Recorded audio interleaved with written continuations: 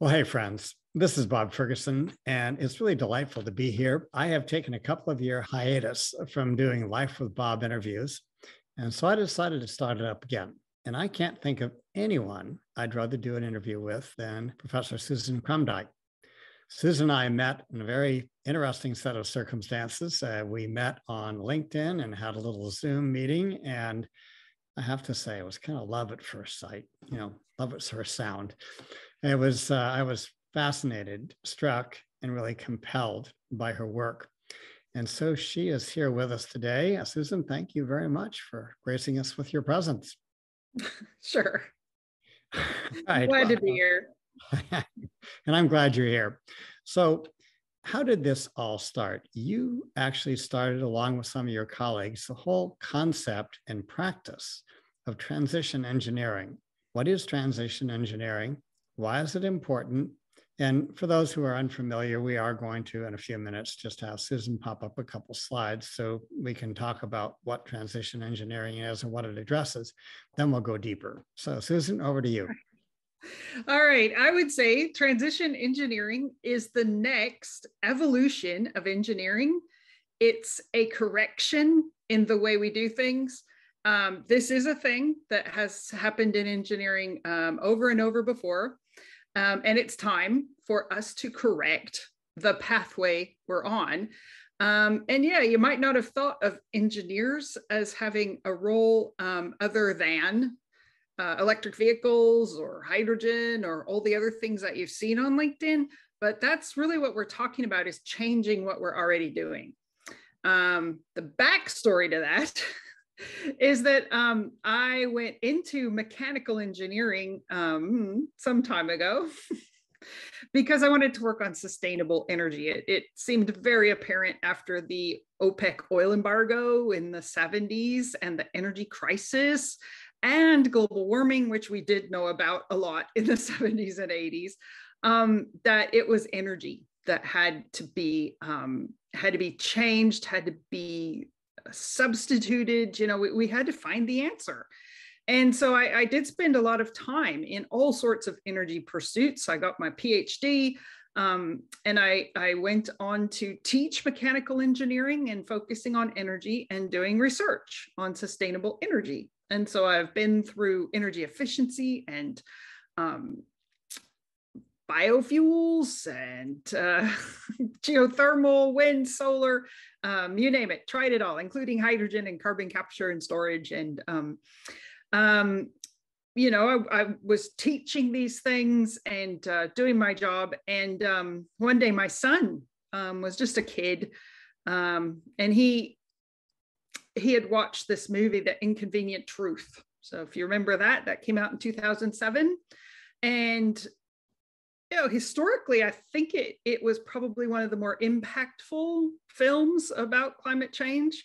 It was explained in a simple way that people could understand. You had this translation of the complex science stuff into everyday consequences and language that even a 12-year-old could understand. And my poor boy was so worried. He was really horrified. Like, Mom, is it as bad as they said? And, as a person who knows these things, I had to answer truthfully, well, it's worse. I mean, it was kind of watered down, in fact, that poor movie. But yeah, it's right to be worried, and people should worry. And so he said, well, Mom, the stuff you're working on, the sustainable energy, that'll fix it, right? And I answered truthfully about the first part, and then I had to think, okay, what's the right answer to this? Because the answer that's been feeling good for 20 years as I look for research funding, work with students, teach people, give my expertise on these alternative energies, is that, yeah, sure, this is the good stuff. This is the righteous path. But in honesty, it just hit me that, well, that's not going to save the planet. In fact, that even if everybody working on what we're calling sustainable energy was successful, it doesn't change the fact that we're digging up fossil fuel and putting it into the air very effectively. That's my job. That's what I teach the students to do in my day job. And so there's something really a clash here between what the story is you're telling yourself about what's the right thing to do and having to be honest about what's really going to work. And so I told my kid, no, actually, probably, no, in fact, that's not going to work. And so my kid didn't let me off the hook. He said, well, Mom, you have to do something. I said, okay. And he said, you're going to have to tell me what it is you're going to do. And he kept bugging me. Mom, what are you going to do? What are you going to do? And so we had, it made me have to think, okay, well, what happens now that's different? Because us working on sustainable energy and sustainability and doing our ESG auditing, and our sustainable development goals assessments and all the things that we do is now business as usual. It is how we got here. So what are we going to do that's different? And that's what I started working on with my colleagues and my students. We just didn't let ourselves off the hook because my kid was counting on me. And that's actually how, after a decade of research, it became really clear that there is a way to go forward and to find the mechanisms that change the trajectory we're on to the climate safe version and the environmentally safe version and the future generation safe version. And it's from within engineering that we have to do it. So to do that, we need a methodology, and probably most of the people listening to your thing aren't engineers. But you probably do know that engineers do really hard stuff. And not everyone's a genius. What we have is that when we figure out how to do something based on the fundamental science and the fundamental application of a way to march through these really hard things so that other people can check what we did and make sure that we got it right, then we can do really hard things. And that's what your engineering students are learning in school, is sort of these methodologies. So that's what we focused on for transition engineering. If you're faced with not knowing what you should do, but knowing what you have to do, that's one of our really hard problems. So what's the method for actually doing it? So that's what transition engineering is the way to change what you're doing. Well, I think all of our listeners will now sympathize with my plight after I got to know you, saying, holy mackerel, what do I do about this? I'm not an engineer. My dad was a mathematician, but I'm not an engineer. I'm a business guy and I'm a civic guy and all that. What do I can do? And then I answered that saying, yeah, I can do quite a lot, because I like to find out good things and spread them around. That's what I do in my business and in my civic life. So this is what I'm doing. There are hundreds of Susan Krumdieck videos out there. So why do we need one more? Well, I think we need one more because many of the videos talk more about, well, what she said so far and what transition engineering is, but they don't necessarily talk about the fundamental issues we're grappling with, the reason why this is so difficult, and actually the reason why the adoption of transition engineering is going to be different than the adoption of safety engineering that happened in 1911. And I'll let Susan talk about that. But before we go on, Susan, why don't we pop up some slides and get everyone on the same page as to what the methodology of transition engineering is and what problems it actually addresses, or the class of problems, the wicked problems. So, right. Well, what we figured out as we were delving into the problem of change was that it isn't just engineering. Now, you cannot change an engineered system without the engineers. Let me just give you a little example so everybody's on board. Let's say that a particular brand of car has a particular design flaw, right? And this design flaw, if you're going more than 50 miles an hour and you take a left-hand turn more than 30 degrees, You can have a failure of the right front tire axle, and that would mean a crash. Now, we're all familiar with the fact that there can be design flaws in things like cars. What happens? What happens? Let me ask you this. What if the answer to that was, well, the government puts a tax on left-hand turns, and the higher of the velocity you're going and the more degree of turn you're making, the higher the tax. Would that fix the problem? That's the incentive to not have your tire fall off and crash, right?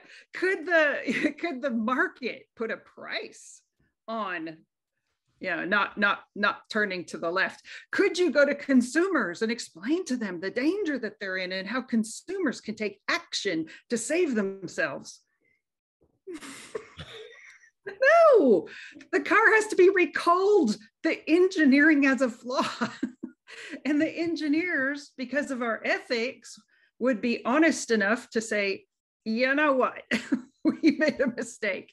We have to recall. Yeah, it's going to be expensive, but you have to do it. That's the only way to fix it. You recall the vehicles, you design the change, you make the change, and you put them back out. So when I say that engineers across all fields must be involved in the process of saving the planet, that's what I mean, is that it's actually the systems we designed that are at fault and that have the inherent design flaws. So that what did we find out about transition engineering, though? It's the process has to be interdisciplinary. It has to be a journey of everyone, but with the engineering in it. So politicians, everyday people, moms and pops, business people, activists, we all need to go together on this journey. It can't be one individual group solving the problem for the rest, just like the recall I just told you about, that little example. So the kind of problems we're talking about, the reason they're so hard to even see what the problems are, is that they're what's called wicked.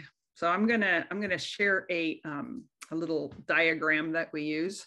So we developed a way to take everybody involved in a particular change along on a journey. And that journey starts with this little exercise. It's a exercise where we refocus our attention on what's essential. Now, this is an interesting question because marketing is doing a really active job of convincing us of things we need. But the word need really it's about something else. It's not about shiny hair. It's about essentiality. So the very first thing is whatever the particular problem is we're working on. This is the other thing. It's a pitfall to try to work on saving the planet. You can't save the planet. You can change something. All right. So we want to refocus on what's essential. For example, if we're talking about the biggest use of fossil fuel, that's in our private cars, what we use to drive around. How much of the use of that fuel is actually essential? Think about the trips that you make throughout the week. You could say, well, going to work, if I don't work, I don't have money, and therefore I can't survive. My kids will starve, right? So work is an essential trip. Getting food is an essential trip, and taking the kids to school is an essential trip. Can they ride their bike to school? Can you ride your bike to work? So now we start to see, okay, well, even the essential trips, there might be options. And then there's a lot of trips that really aren't essential. So yes, refocusing on what's actually essential. And that discussion is very fun. Now, the thing that we're doing using our personal cars on roads that we've all built with all the traffic infrastructure and with a free flow of fossil fuel to the local filling station, which is everywhere, whereas they're not a filling station, right? That works great. The cars are reliable, comfortable. I don't know about yours, but you can get heated seats for in the winter. You can get air conditioning. All you have to do is sit there and you can be carried around wherever you want to go.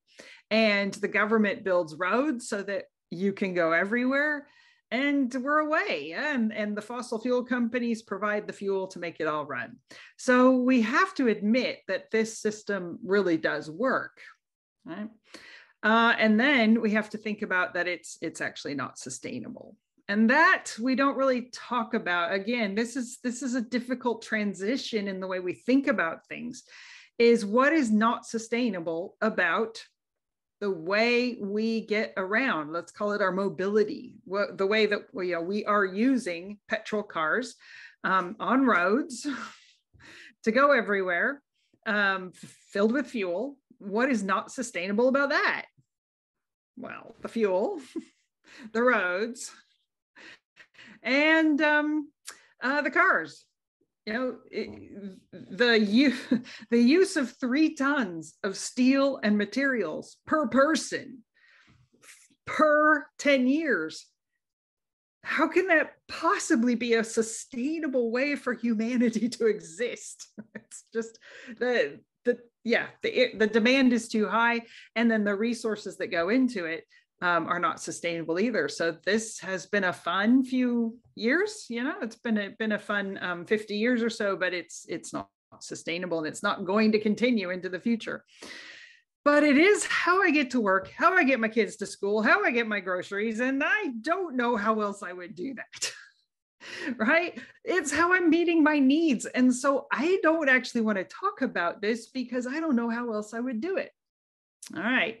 But this whole way that we're doing things causes problems, right? Have you looked at the accidents, the number of people who die, are maimed, lose their livelihood because of automobile accidents? Have you looked at the number of people who their health is degraded and they die from air pollution? Have you looked at the road runoff pollution? Have you looked at the pollution due to the extraction of oil and the refining of oil? This system is so damaging. It causes so much harm. And we can get hung up there just on the harm without being able to get out of this spinning wheel of death, because it works great and it satisfies our needs. And so even though it causes problems, that doesn't cause us to figure out how to change it. Right now, we do want a green solution, right? There's people who say, well, the electric vehicles, that's the way, or we could have public transport. And so there's a lot of we could, right?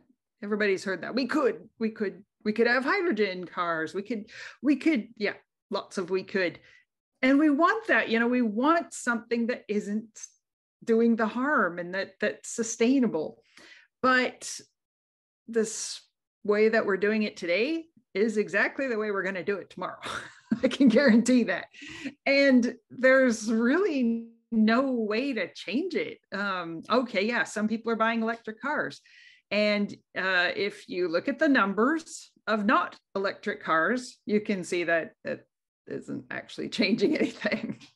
And plus, to duplicate the amount of filling stations with charging stations, and it just gets too hard to change. It's just, we don't see the changes happening. Why? Because the way we're doing it works great. All right. So I didn't say that recognizing the wicked problem, defining the wicked problem. A wicked problem basically means there isn't a solution. You can't solve it, and you can't even get into a position to begin to solve it because it's wicked. And so getting together and just really understanding for a particular thing why it's wicked is the first step to recovery, or I should say the first step to transition. So that's our first tool there is the spinning wheel of death of the wicked problems. And I think everybody can go along on that journey. Kids can think through it. You can get big pieces of paper and list out different things about each of those things and just recognize that you're stuck. Do you feel stuck about things sometimes? Oh no, never. Every day, like when I allow myself to think about it, but that makes me feel bad. So oftentimes I choose not to think about it because I don't want to feel bad, right? Right. Yeah. So just even being armed with this idea of wicked problems has, in my experience, created the groups of people, has created the ability to just park and unpack this problem and get us to a point where we can start thinking about it. What the wickedness does is it stops us from thinking, and therefore we aren't going anywhere. We're stuck. We are stuck. You've asked the machine to do something it can't do, and so it's just spinning. So that's our starting point, is wicked problems. But with this way of thinking about it, I think we at least can get to a new place. And that new place is that we have defined what's essential, what works now, and what's not sustainable. And now we can start to work on this problem. And that's the transition engineering method. And the transition engineering method, while it's really important that all engineers learn it and learn it quickly, and you'll see that it's not very complicated, it is also designed to be a journey of a whole cohort of people. So the engineers have to come along on the journey, like we said, with, they have to recall the system, fix what's broken, and then, help you to learn how to use it. But everybody has to come along on the journey. So do you want to look at you think you're ready for the engineering method? Yep. All right. Like I said, it's called transition engineering because we are going to figure out how to change those wicked problems, those things we don't want to change. The methodology that has been working for at least a decade now, we haven't come across a wicked problem that's defeated us yet. And this is what I'm teaching to not just engineers, but to investors, financial analysts, lawyers, bankers, and of course, engineers and policymakers. So everybody can learn it. It's got 7 steps. It's called the 7-step in time method. And it's in time, great acronym, because it's interdisciplinary transition, innovation, management, and engineering.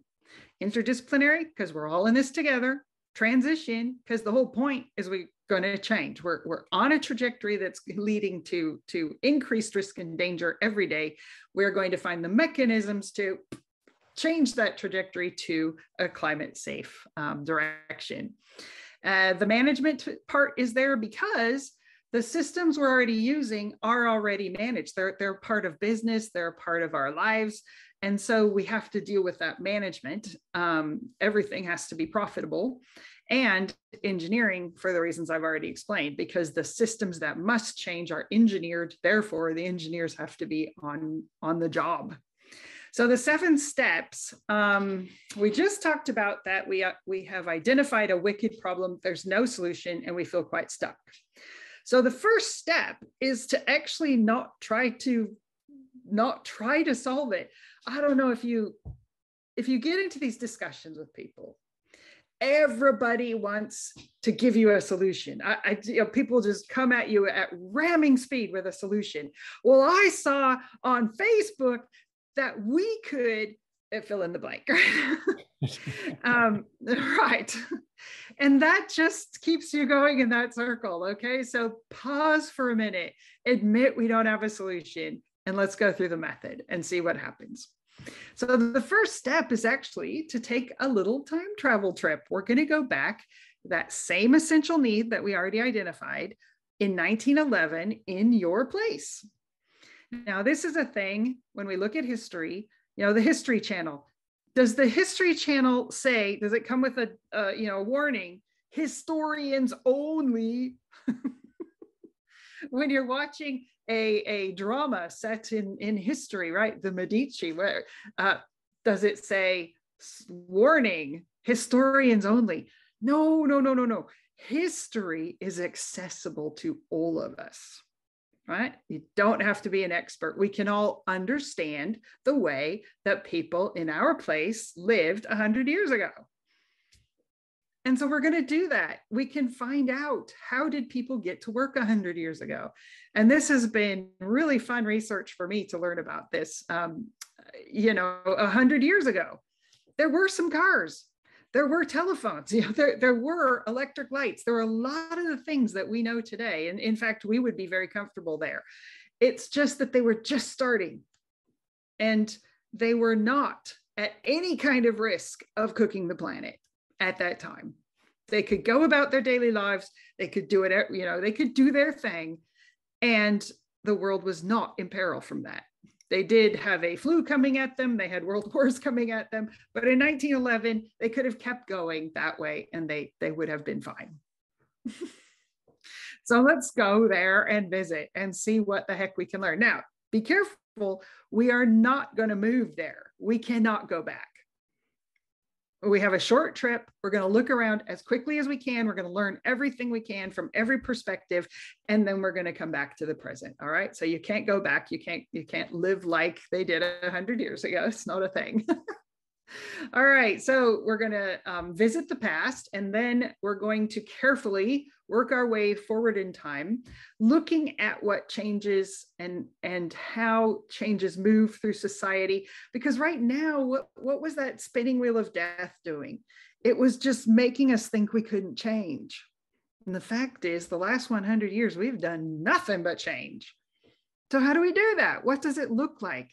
And why weren't people kicking and screaming the whole way every time there was a change? We have to learn these things. They're important. The other thing that's really important is that what you'll find out is that 100 years ago, 75 years ago, 50 years ago, 20 years ago, 10 years ago, what any given politician was saying, it's irrelevant now. What the market wanted is irrelevant now. There's two things which we look to for answers, which their time scale for operation is so tiny that they are no good at looking at the long term, right? They're very, very narrow focus. And so we need to learn that. We need to learn that whatever our big angst about our policies and our economics are today, those are extremely fungible. They just move along with society. Every society in every place on the world throughout all time has had an economy and has had their rulers and their governance system and their taboos and their regulations, right? It's just a thing. We always do it. And the relevance is not very long. All right, so we'll learn that. And then we'll come to the present and we'll get our data. All right. So we don't want to worry about the politics. We don't want to worry about things we can't change, but we're going to get the data about how we are doing this unsustainable thing. Just the data, no judgment, just the data. Then we're going to start testing out what we think we might do next. So the things that we think we might do in the future, the engineers are going to have to put pen to paper, more like get out a computer, and show us where that goes. Yeah, where does that lead? What does that look like in 10 years? And is it in fact possible for us to go into that future? Does that future exist, or is it not physically possible? That future, if it goes on the way we think it does, what are the unintended consequences? Where does that take us? Is it actually any more sustainable than what we're doing now? We need to know these things, because if the ideas we have about what we're going to do now, what we're going to do next, if those scenarios if they're not possible, if they're not something we can do, then we need to stop circling around that, park that over to the side and go on. Go where? Well, step 4 is we go 100 years in the future. All right. Well, if you grew up in Europe, you'll know that 100 years is a tiny, tiny little bit of time. If you look up your grandparents and your parents and put them on a timeline, when were they born? When did they graduate from high school? When did they get married? You'll see that 100 years is 4 generations. That people know each other over a 100-year time span. It's not very long. And yet we think it's so far away that we can't possibly consider it in our current decisions. Not true. Not true at all. Now, I realize it's hard. So what we're going to do is we're going to time travel to our place, focusing on the essential need that we already identified. And 100 years from now, we know for sure that they are looking back at history at the fact that right now we figured out what to do, and it led to the good place, right? So no Mad Max. We're not going to a horrible future of zombie apocalypse. That's not what we're going to do. The Stand, no, not that. There is still a little window that leads to a future where right now the things that needed doing got done, and that future is okay. And our grandkids and our great grandkids are there. And so we're going to go there and we're going to look at what they're doing. What we know for sure is they're not using 3 tons of material per person on their personal mobility. That's not a thing.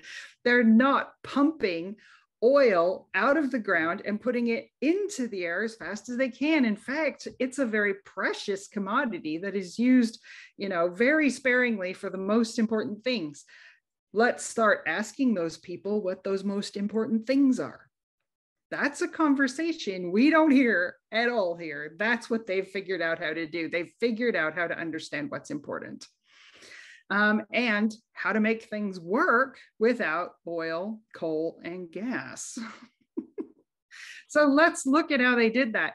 And if you would like to have some engineers to help you figure that out, you probably would. That's a good idea. Because we need to know what would actually work that is in that safe zone. They're living in a climate safe way 100 years from now in your town, and you want to know how they're doing it. This is the most creative thing. This should be a department at every university, the study of us 100 years from now in the climate safe world. How are we doing it? Telling you this. If I was running a state government right now, I would ask the universities, if we give you the money to set up a department, we have already got the history department. Thanks, we can use that. You've got the engineering department, right?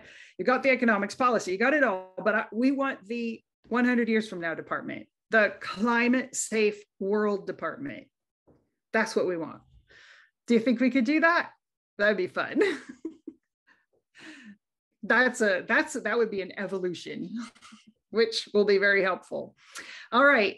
Once we've been there and we've seen what it's like, and what's funny is, like, from here where we are, that climate safe world, it looks like a thing we can't do. It looks scary. It looks like zombie apocalypse because the things I know how to make them work aren't there. And I don't know how they do it. Well, that's why you have the engineers along, because they can rework the deal. Engineers work within constraints every single day, every single project. Everything is constrained. Economics and politics, I don't know. But if we give the engineers the project, you will see that actually, and go along with them, because the creativity that's required for understanding how your town works in 100 years, just fine, even better, way better than it does now, without the menace of fossil fuels being used too much, then that let's do that project. So once we've learned that, we do backcasting. That just means taking what you learned about what's different and bringing it back to today. Because why do we want to do that?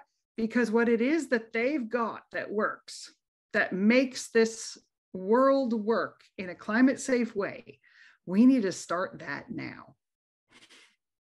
And what is the trigger that would set that off? And what are the projects? Now, it isn't one thing. It can't be one thing. It's the projects in every business, in every town, in every country of change that take us to that climate safe world. And those are the projects we want to be looking for. All right. Those projects need to be prototyped, and they need to be tested and demonstrated, and we need to learn from that. And step 7, which I think is probably the best idea we ever had, is that we are going to look forward in time over the lifetime of the project to nut out any unintended consequences and feed that back into the original design. Like today, things get locked in. Once you've built the Ford F-150 plant, there's so many reasons why you can't change it. And yet you could have looked forward and gone, we're going to need to not be making those way before the plant lifetime is over. So unintended consequences, we're going to learn how to avoid them. And I think, so now we've already talked about 3 huge evolutions in how we work that are not just engineering. They've got engineering information and analysis in them so that we can all understand that engineering, the way that we're doing it, is it's called data observation. So an observer field within which we can create the realities, virtual realities, because we can take the numbers, we can do the designs, we can simulate things, and let everyone experience what that's like. So we simulate these future scenarios that we are all talking about to see how they play out. We simulate the 100 years in the future, that climate safe version of ourselves. And then we simulate the future on these insight shift projects that these big changes that we could do. We want to see where does that take us and make sure we don't actually go in the wrong direction. So 3 huge new jobs for engineers. If you are an engineer, probably you could learn how to work through these steps quite quickly. If you're not an engineer, could you be a person who could support doing these projects? And I hope the answer is yes. What we are working on now is setting up transition labs, where essentially we build cohorts of people around these big carbon problems in our world now. And we are finding these mechanisms for change and creating the stories of that change so that everybody can come along on the journey. So that's transition engineering at the moment. Well, that is quite thrilling. You can understand, everyone, why I got so excited about this. As a non-engineer, and I have to say, I did buy Susan's book, her textbook. She assured me that the $44 price was way less than her other 2 textbooks. When I complained, so what kind of pricey is it? She goes, I know. Well, comparatively, not really. And so I made my way through it, and then I gave it to a city council person who is an engineer. I said, I didn't understand the math, but Doug, you will. So he said, yeah, I can handle it. So it's getting around. So that's it. And we could stop here, but I don't want to stop here, Susan, because I want to emphasize some of the things that we were discussing the other day. That was really the impetus for putting this interview together. Because one of the points that you made, and I'd like you to talk about it, is that in 1911, and you can give people a little bit of a sense, a little bit of the history of how safety engineering came about, the tragic event that catalyzed that. But you made the point that then, if you're an engineer, a plant had an engineer, and the engineer told that plant how things were happening in that plant. And if he was a good engineer, or she was a good engineer, then the plant kept them on, and it was much more localized influence. In other words, a good engineer at a plant would have a big influence. Now, as you said, engineering has become a commodity. We have a astronomically, logarithmically more complex situation to deal with. And therefore, we have another wicked problem. How do you get engineers to do what they need to do when they don't actually have a whole lot of say one-to-one with the environment that they're in? So let's talk about that, because that was one of the themes that we discussed that I think really we need to unpack and also offer some solutions. Mm-hmm. Well, one of our foundation principles in transition engineering is that engineering does correct itself. And the first big example is safety engineering. The turn of the century, the meat packing plants, the steamships, the safety of everything was terrible. And I'm sure there were individual people trying their best to make things a little bit, a little bit safer here or there. In the chemical plants, people were wearing handkerchiefs on their face, so they knew that inhaling these chemicals was killing people. But the death rate, the injury rate was just astronomical compared to what we have now. And if you think about it, it was acceptable because that's how the economy worked. Those laborers were just part of the machinery that was being used. Then in 1911, the Triangle Shirtwaist Factory fire occurred. That was on the 9th floor of a building in Manhattan. There was a fire, and the people couldn't escape who were working in the factory on the 9th floor. And because there was no such thing as a fire escape, there was no such thing as fire safety. There just wasn't things that we take for granted now. And so throughout the course of the day, as the fire burned through the building, young women, mostly these young girls who were working in the factory, jumped to their deaths, very often on fire and very often holding on to each other as they jumped. So in that instance, which by the way was just another mass death factory event in New York at the time and in America, it was much more visible though. And it moved some engineers to do something. So they would have been called industrial engineers at the time. They were the people who were making these factories work. And the mechanical engineering, I mean, it's pretty cool. They were doing the weaving, the looming, the sewing machines. Yeah, very cool stuff. And they didn't say we shouldn't have that. They didn't say that, well, we have to go back to hand looming. That wasn't it at all. It was, we are going to prevent what's preventable. And what they did, there was a meeting of 62 of these engineers in Manhattan, and they agreed we are going to work to prevent what's preventable. So they're going to do their job, but they're going to prevent what's preventable, and they're going to be honest. They wrote this down. We're going to be honest. What does that even mean? I think I know what it means, because as an energy engineer, I know that an awful lot of my colleagues are not being honest about the promise of magic technologies. They're just not, and they're trapped. They feel trapped by that. And so these guys, 100 years ago, they got together, linked arms, and said, we're going to be honest.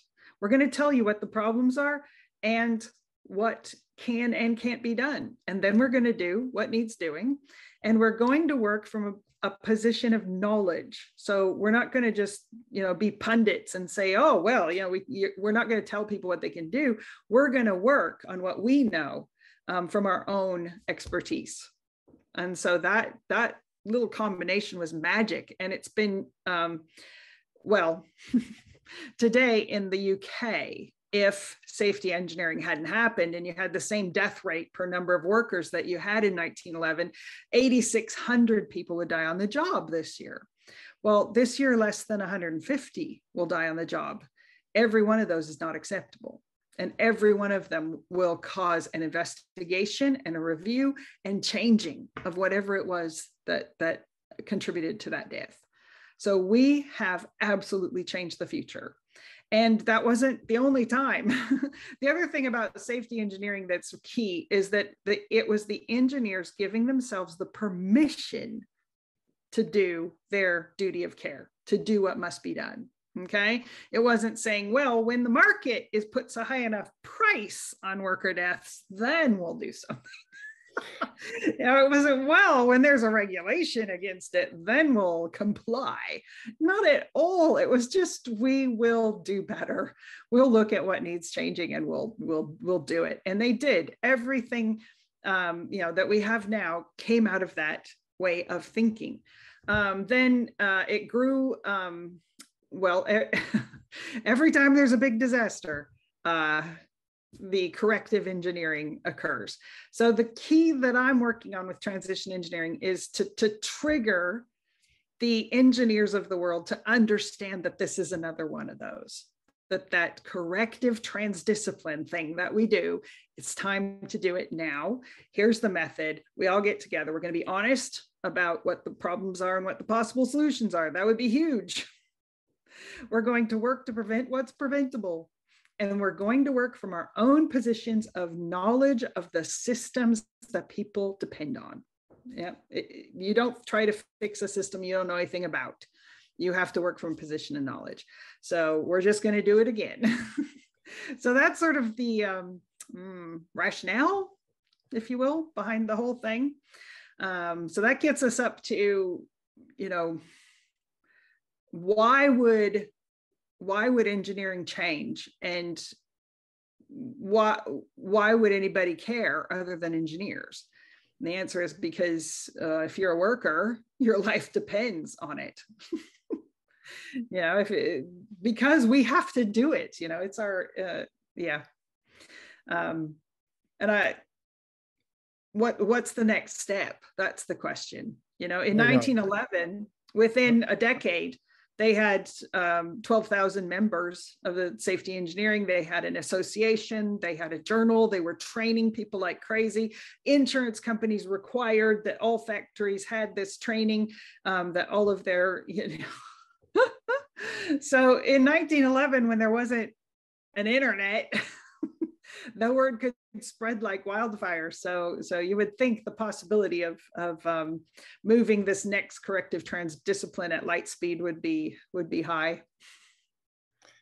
Well, Susan, this is I had a even broader vision for this conversation, but I think that's going to have to come in chapter 2, which will come soon, because there are fundamental economic forces, economic realities.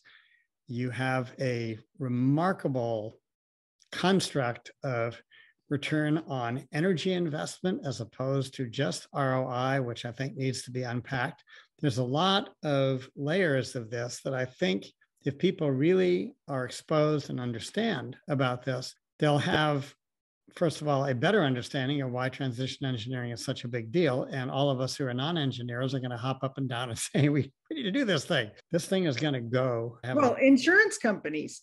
Yeah. How about financial investors? Right now, there's some new talk going on about, the ESG that companies are doing, planning, responding to climate change, planning for sustainability, these sorts of things. And that doesn't have a standard method, really. It's sort of piecemeal. And if those analysts said, look, you all have to go get trained and do this. This is what we want. Then you would get into the area of standardization, which is what makes changes really accelerate through the economy. Susan, this is absolutely thrilling. To be continued. So thank you all for being with us. This is Bob Ferguson. This is Life with Bob and Professor Susan Krumdieck. Thank you so much. Sure. Great to talk to you, Bob.